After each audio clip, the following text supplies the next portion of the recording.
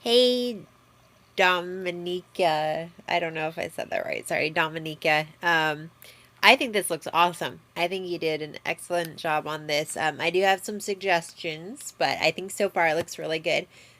With the type, I think that's almost my favorite part, I gotta say. The type is perfect for this company. It gives it so much personality that if this was a completely different font, I think that it would change everything. So I love the font selection that you did. The layout of it looks really good. I actually really like that you didn't align clothing company perfectly with the left and the right side because I like it smaller. So I think that works out really well with the layout. Um, One thing that I wanted you to look at is it looks like, and I could be wrong about this, but I think that this is the CMYK black. It's hard to tell on the white, but it's not RGB black, so you'll notice that it's going to be a little bit grayer. And there's another thing that I wanted to show you in Illustrator also while I have it open here. So when you're playing around with it, because as one of your fellow students had mentioned, let me go back really quick, is that there might be an issue with the spaces between the squares. Now, it might be okay, so it's cutting it really, really close because when you zoom out, as I'm sure that you've done millions of times, they start to kind of bleed together. So it's cutting it really, really close, and that would be my only concern. But other than that, it looks great.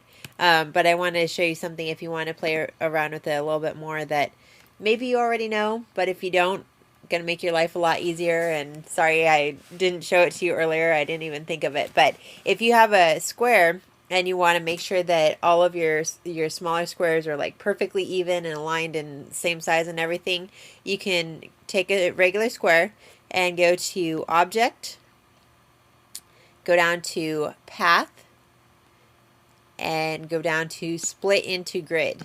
And once you have that, then it gives you all these options of how many rows you want to split it into.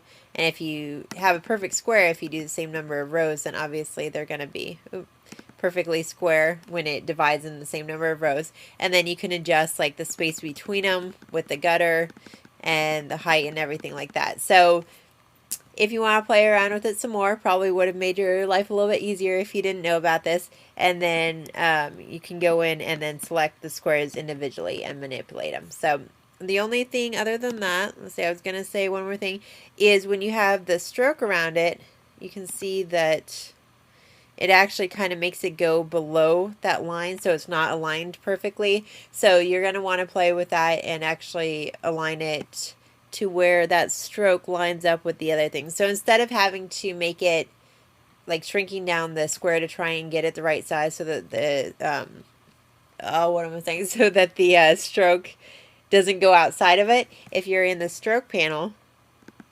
sorry, it's been a long day. If you go to Window and Stroke, then what you can do is one of the options, I don't have a stroke turned on right now, but under Align Stroke, you can change it so that it's aligned to the inside of the square rather than having it aligned to the outside. So you can change that and then it should be aligned with all the other ones. And anything else I want to say about yours while I have it open? Let's see. I think everything else looks pretty good. I like the direction that you've taken it. So other than those minor things, I think it's looking really good. So good job.